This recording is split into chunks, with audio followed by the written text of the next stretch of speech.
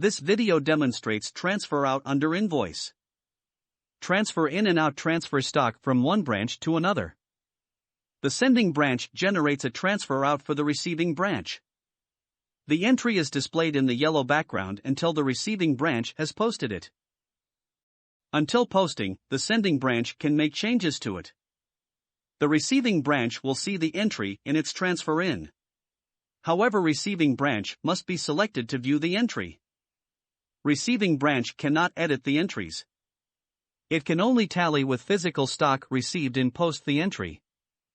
In case of any mismatch between physical stock received in transfer and entry, the receiving branch will notify the sending branch and the sending branch will fix the issue by editing it. Entry once posted by receiving branch is locked for both. To add a transfer out, click on Add New Invoice. Add the branch, the transfer out will be sent up. Once the branch is selected, its balance is displayed.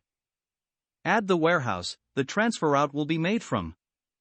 Select the product from the drop-down list or add through barcode. Enter quantity, unit, rate, discount percentage, VAT percentage, batch and expiry. Click Add. Click Save to save the transfer out. Navigating without saving deletes the entry. A transfer out entry can be cancelled as well. The cancelled invoice will remain in transfer out records. It will be displayed as cancelled in the transfer in branch record as well.